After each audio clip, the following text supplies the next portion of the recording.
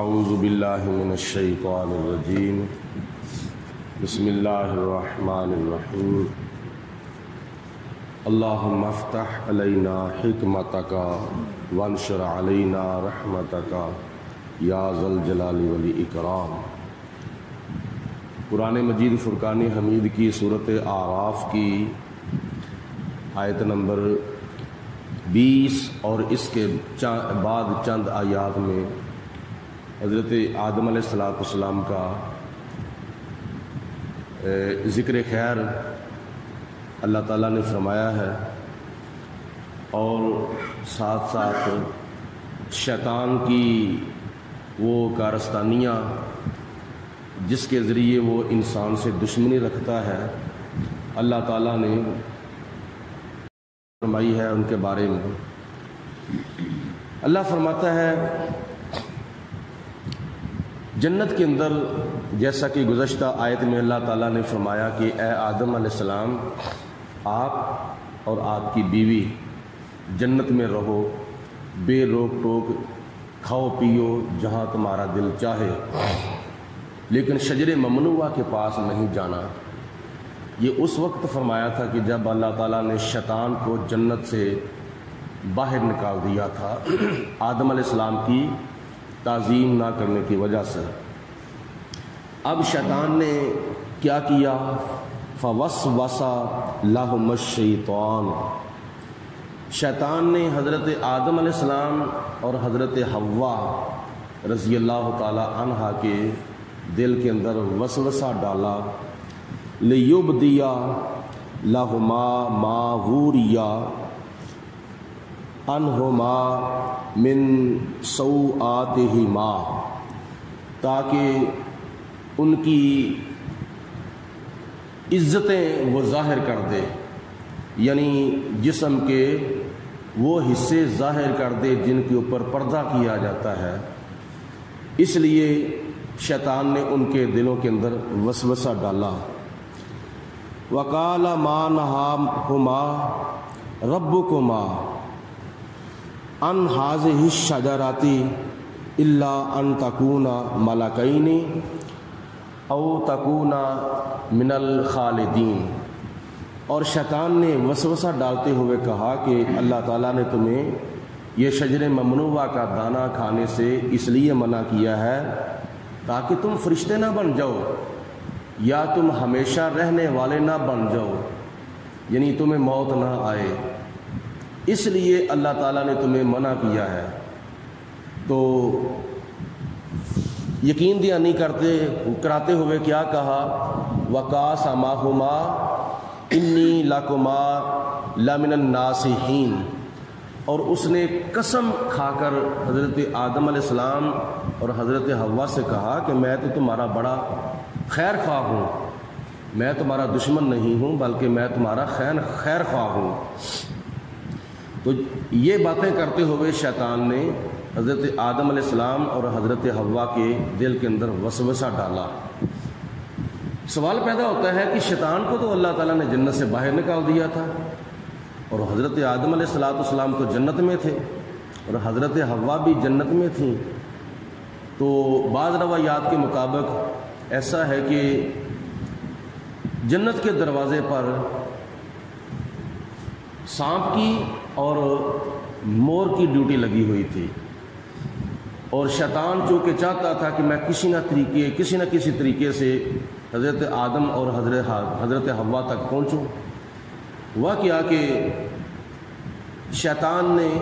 سانپ کو اور مور کو ورگ لگایا کہ اے مور تم جاؤ حضرت آدم اور حضرت حوا کے سامنے رقص کرو، اور رقص کرتے کرتے جنت کے دروازے کے پاس خود بھی آ جانا اور وہ بھی دیکھتے دیکھتے آ جائیں گے۔ ادھر سے سانپ کو شیطان نے کہا کہ تم اپنا منہ کھولو، میں تمہارے منہ کے اندر گھس جاتا ہوں۔ تو اس وجہ سے ڈائریکٹ یا انڈائریکٹ شیطان نے آدم اور حضرت حوا کے دل کے اندر وسوسہ ڈالا، تو جس کا نتیجہ یہ نکلا کہ شیطان نے کہا کہ آپ کو اللہ تعالیٰ نے قریب جانے سے منع کیا ہے۔ وَلَا تَقْرَبَا هَٰذِهِ الشَّجَرَةَ اللہ پاک نے تمہیں قریب جانے سے منع کیا ہے تو تم شجر ممنوعہ کے قریب نہ جاؤ، میں تمہیں لا کے دیتا ہوں اس کا پھل۔ تو وہ لے آیا اور حضرت حوا کو پیش کیا، حضرت آدم کو پیش کیا، میں تو تمہارا بڑا خیر خواہ ہوں، اور اللہ پاک نے تمہیں اس لیے منع کیا ہے کہ تم کہیں فرشتے نہ بن جاؤ اور تم کہیں ہمیشہ رہنے والے نہ بن جاؤ، تمہیں موت ہی نہ آئے۔ تو یہ باتیں کرتے ہوئے شیطان نے آدم علیہ السلام کو اور حضرت حوا کو شجر ممنوعہ کا دانہ کھلا دیا۔ فَدَلَّاهُمَا بِغُرُورٍ، جب یہ فریب دیا، یہ دھوکہ دیا، تو فَلَمَّا ذَاقَ الشَّجَرَةَ، جب حضرت حوا اور حضرت آدم نے وہ دانہ کھا لیا، بدت لہما سوآتہما وطفقا یکسفان علیہما من ورق الجنہ، جب حضرت آدم اور حضرت حوا نے وہ دانہ کھا لیا تو اللہ تعالیٰ کی ذات بابرکات نے تنبیہ فرما دی، اور جس کا نتیجہ یہ نکلا کہ وہ دانہ کھانے کی وجہ سے جنتی لباس اتر گیا۔ تو وَنَادَاهُمَا رَبُّهُمَا، حضرت آدم اور حضرت حوا کو ان کے رب نے پکار کر فرمایا، علم انہاکما، کیا میں نے تمہیں منع نہیں کیا تھا کہ اس درخت کے پاس نہ جانا؟ آگے اللہ تعالیٰ کی ذات بابرکات نے فرمایا، وَأَقُلْ لَكُمَا إِنَّ الشَّيْطَانَ لَكُمَا عَدُوٌّ مُّبِينٌ، کیا میں نے تمہیں یہ بھی نہیں کہا تھا کہ بے شک شیطان تمہارا دونوں کا کھلم کھلا دشمن ہے؟ اس سے پہلے میں نے تمہیں جنت کے اندر ساری نعمتیں کھانے کی اجازت دے دی تھی، لیکن شجر ممنوعہ کے پاس جانے سے میں نے تمہیں منع نہیں کیا تھا، اور یہ بھی میں نے تمہیں کہا تھا کہ تمہارا شیطان جو ہے وہ کھلم کھلا دشمن ہے اور دشمن سے بچ کے رہنا۔ تو جس کا نتیجہ یہ نکلا کہ اللہ تعالیٰ کی بارگاہ میں حضرت آدم علیہ السلام نے بھی توبہ فرمائی اور حضرت حوا نے بھی توبہ کی۔ قالا، دونوں نے عرض کی، ربنا، اے ہمارے رب، ظلمنا انفسنا، ہم نے اپنی جانوں پر ظلم کیا ہے، زیادتی کی ہے، وَإِن لَّمْ تَغْفِرْ لَنَا، یا اللہ اگر تو نے ہمیں معاف نہ کیا، ہماری مغفرت نہ فرمائی، ہماری بخشش نہ فرمائی، وَتَرْحَمْنَا، اور ہمارے اوپر رحم اگر تو نے نہ کیا، لَنَكُونَنَّ مِنَ الْخَاسِرِينَ، تو ہم ضرور گھاٹا پانے والوں میں سے ہو جائیں گے۔ تو روایات میں آتا ہے کہ حضرت آدم علیہ السلام جب زمین پر تشریف لے آئے تو جبل رحمت پر، جو کہ میدان عرفات میں ایک پہاڑی ہے، اس پر بیٹھ کر حضرت آدم علیہ السلام نے 350 سال اللہ کی بارگاہ میں گریہ وزاری کی۔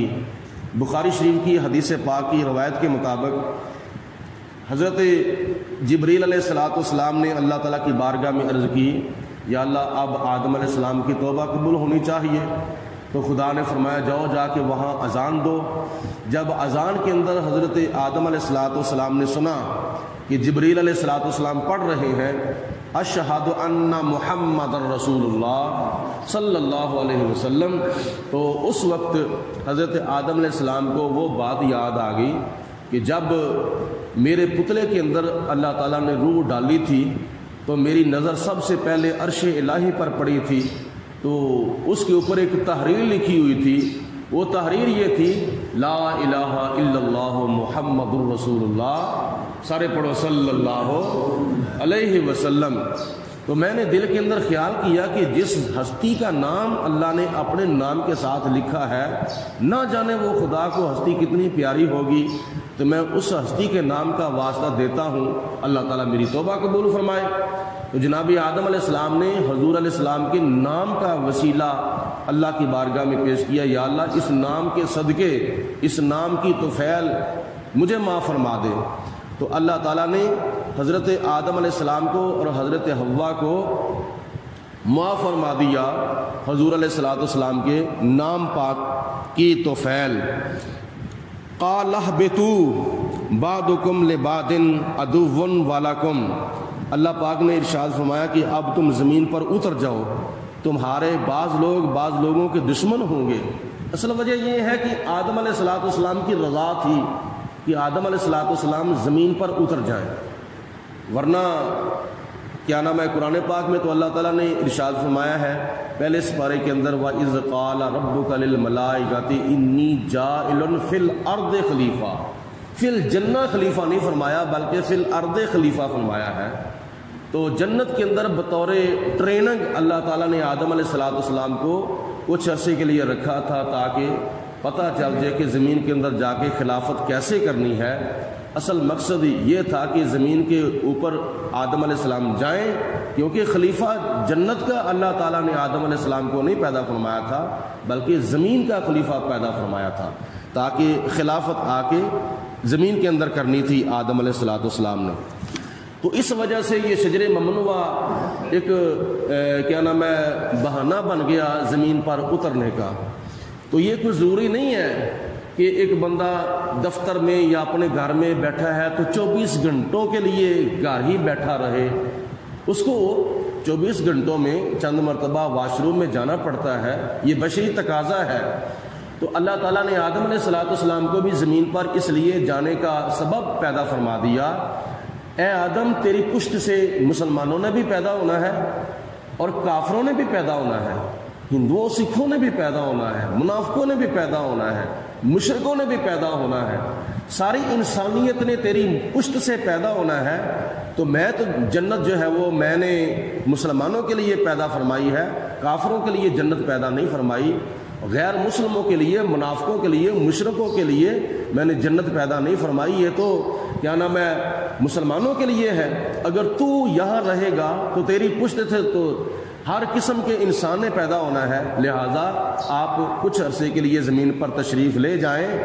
اور آپ کی پشت سے کافروں کی روحیں، منافقوں کی روحیں، مشرکوں کی روحیں نکل جائیں اور بعد میں پھر اپنے فرما بردار بیٹوں کو یعنی مسلمانوں کو ساتھ لے کر جنت میں دوبارہ آ جانا، یہ اللہ تعالیٰ کا اصل میں مقصد تھا۔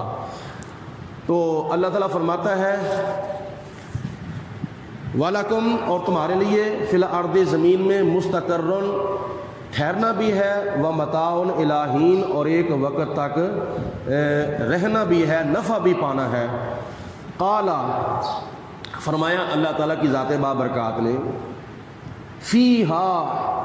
تَحْيَوْنَ، تم نے زمین کے اندر کچھ عرصے کے لیے زندہ بھی رہنا ہے، وَفِيهَا تَمُوتُونَ اور اسی کے اندر تم نے وفات بھی پانی ہے، اور وفات پانے کے بعد جب زمین کے اندر تم دفن کیے جاؤ گے، وَمِنْهَا تُخْرَجُونَ اور پھر جب قیامت کا دن آئے گا پھر تمہیں زندہ کر کے اس زمین کی قبروں سے تمہیں باہر بھی نکالا جائے گا۔ یعنی اس زمین کے اندر تم نے کچھ عرصے کے لیے زندہ رہنا ہے اور اسی کے اندر تم نے وفات بھی پانی ہے اور اسی زمین میں تم نے دفن بھی ہونا ہے،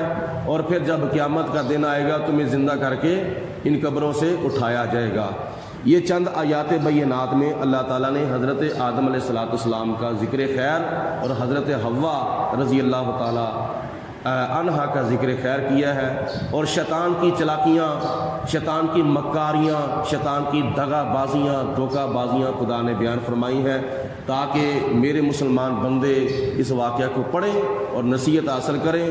اور آدم علیہ الصلوۃ والسلام کے نقش قدم پر چلنے کی اور شیطان کے شر سے بچنے کی کوشش کریں۔ اللہ پاک عمل کرنے کی